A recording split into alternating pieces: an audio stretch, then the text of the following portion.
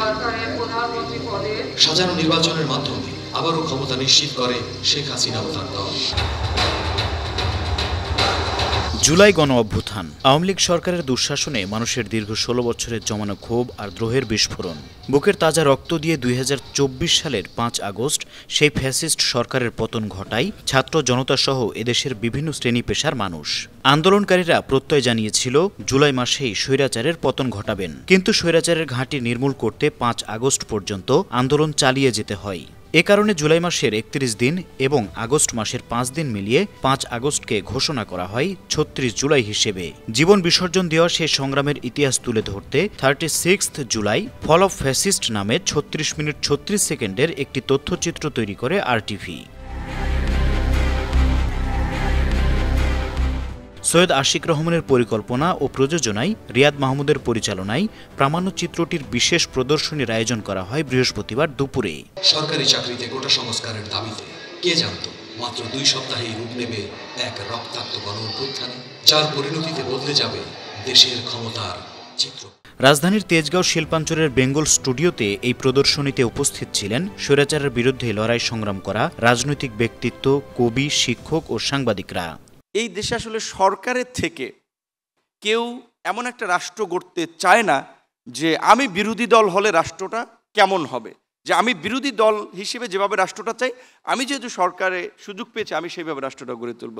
তো আমার প্রত্যাশা থাকবে বিএনপির এই সবচেয়ে নির্যাতিত নিষ্পেষিত জিয়া পরিবারের, বিশেষ করে তারেক রহমান সাহেব ১৬-১৭ বছর দেশের বাইরে, সো এবং পরিবার পরিজন ছাড়া, এবং এটা অবশ্যই আমাদের এই আন্দোলন সংগ্রাম যদি বিএনপির মতো একটা সংগঠিত শক্তি না থাকতো, it will be very difficult যে তাদের ডিরেকশন বা যখনই আমরা আন্দোলন করেছি কোটা সংস্কার আন্দোলন ১৮ থেকে ২৪ সবসময় তাদের কোঅর্ডিনেশন হেল্প ছিল, যে তারা ফ্রন্টে ছিল না কিন্তু পেছন থেকে সব ধরনের সাপোর্ট করেছে। এই আন্দোলনে সালাউদ্দিন ভাই ইন্ডিয়া থেকে আমাদের সাথে ছাত্রদলের সভাপতি সেক্রেটারি গ্রুপ কলে কথা বলেছে যে ছাত্রদের পাশে থাকতে হবে।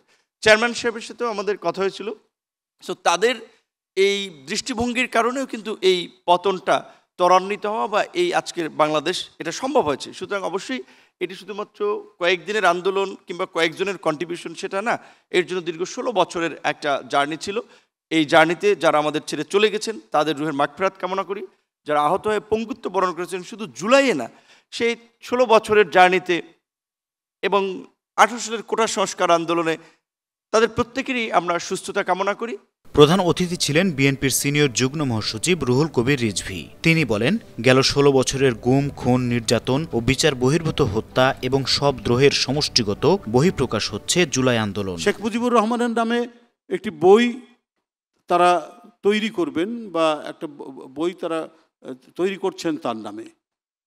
আমিও কিন্তু বিশ্বাস করতাম এটা শেখ মুজিবুর রহমান সাহেব নিজেই লিখেছেন, কিন্তু যে এখন নতুন যে ঘটনা ঘটছে, একজন পুলিশ অফিসারকে সে দায়িত্ব দেওয়া হয়েছে, তিনি তার কয়েকজন সহকর্মী সহ সেইটা তৈরি করেছেন এবং এই জন্য তাদেরকে প্লট দেওয়া হয়েছে, এই জন্য তাদেরকে ১ কোটি করে টাকা দেওয়া হয়েছে। যে কী ধরনের রাষ্ট্র নিয়ে, দেশের মানুষের অর্থ নিয়ে, রাষ্ট্রের অর্থ নিয়ে কি লুটপাটটা করা হয়েছে, কি অনাচারটা করা হয়েছে, সেটা কি মানে বলে শেষ করা যাবে? সেটা তো বলে শেষ করা যাবে না। এইভাবে আপনার দেশের ২৭ লক্ষ কোটি টাকা ১৬ বছরে নানাভাবেই পাচার হয়েছে। জিনিস কেনাকাটার নামে, আপনার মেগা প্রজেক্টের নামে নানাভাবেই ২৭ লক্ষ কোটি টাকা পাচার করা হয়েছে। তো এর জন্য জনমানুষের ভিতর কি ক্ষোভ তৈরি হয়নি? প্রচণ্ড দ্রোহ তৈরি হয়নি?